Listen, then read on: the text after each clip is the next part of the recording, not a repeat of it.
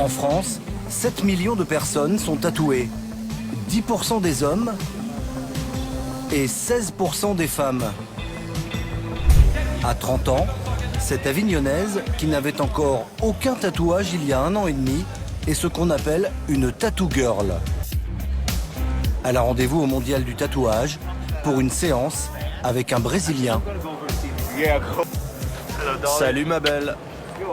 Joao Bosco vit entre Londres et Los Angeles.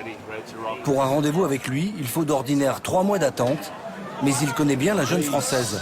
Prépare-toi. Mon premier tatouage, c'est celui-ci, par Eddie Xaiki. Donc ici, là, c'est un tatoueur qui s'appelle Dusty. Ici, un tatoueur qui s'appelle Pierre O'Ked. Ici, c'est Eddie Xaiki. Ici, c'est Gigi Tattoo. Et là, derrière, c'est Dusty qui a commencé. On a déjà fait les tracés et là, on a fait le remplissage mardi. C'est pour ça que ça pèle un petit peu. Voilà. Et du coup, là, ce soir, je recommence.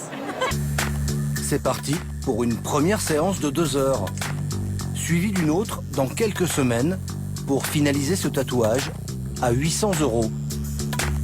Arnold, alias Abdel Pedro, est venu admirer son travail. Cet apprenti tatoueur de 28 ans est ici pour chercher l'inspiration, car ce rendez-vous annuel est le plus important au monde. Pendant 3 jours, les 420 meilleurs artistes de la planète sont réunis. Ils prennent de 150 € pour un petit tatouage à 6 000 pour un dos complet.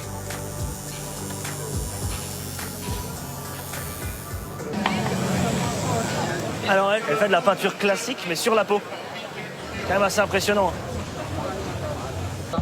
On n'est pas mal jugé, car aujourd'hui le tatouage n'est plus l'apanage des bagnards ou des rockers. C'est même devenu un phénomène de société. En France, 7 millions de personnes sont tatouées.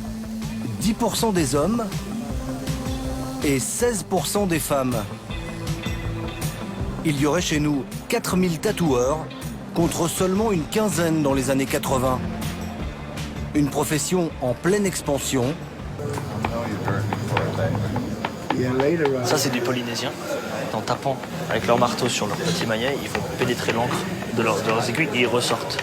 Et c'est instructif quand même de voir ça, parce qu'on n'a pas l'habitude de le voir. Il est là, là. Ça va, Tintin? Bien. Tintin, Constantin de son vrai prénom, tatoue depuis 35 ans. Beyoncé, Cadmerade ou Jean-Paul Gaultier sont passés sous ses aiguilles. Décrocher une formation ici, c'est le Graal.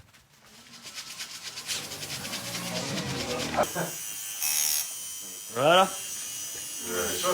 C'est Tintin qui valide le résultat final. Oh, magnifique. Très bien. L'élève a bien travaillé? Bah, il est bon, hein. 5 minutes après que ce soit fini, hein, ça s'anime plus. Là, la couleur est bien là, c'est propre, tu vois, parce que c'est à peine rose autour. C'est un beau tatouage. Pour Diane, c'est juste un petit plaisir. Mais pour Aurore, la tattoo girl, le tatouage est la promesse d'un business lucratif. Le look tattoo girl n'a pas vraiment plu à sa famille. Sa maman, qui vit avec elle, n'a pas souhaité nous rencontrer, mais sa cousine Leila nous reçoit dans la maison de campagne familiale.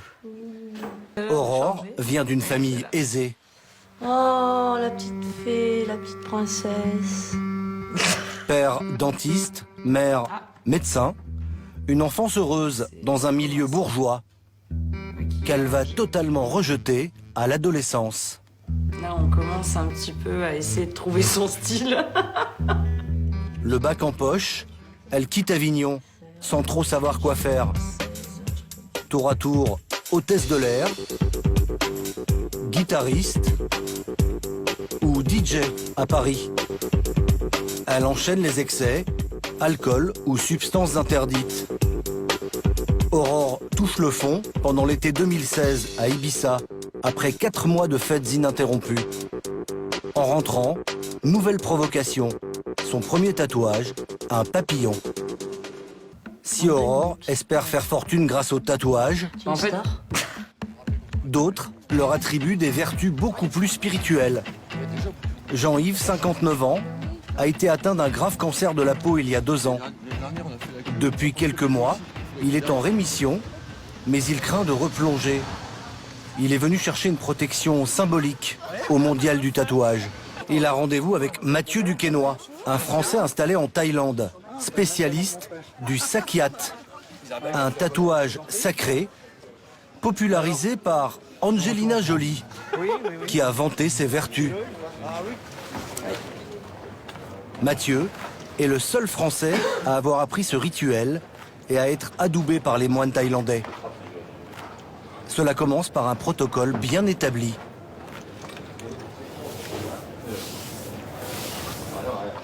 Faut que tu mettes ton offrande. Une offrande au montant tenu secret, habituellement entre 400 et 800 euros. Puis une série de mantras, des prières bouddhistes. Montre-moi ton dos maintenant. Jean-Yves a suivi un protocole pendant 1 semaine. Pas d'alcool et un comportement irréprochable avec ses proches.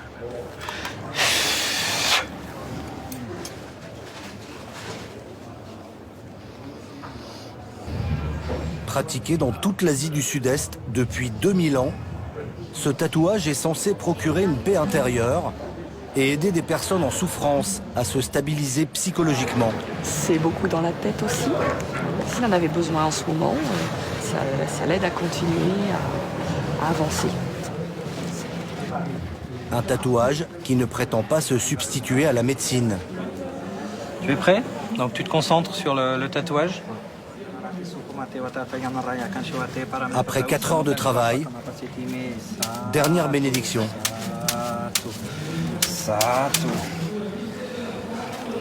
J'espère que ton tatouage va bien te servir. Merci. Pour 2 secondes. C'est le 5e tatouage de Jean-Yves. Ouais, c'est une émotion quand même. Pour lui, certainement le plus important.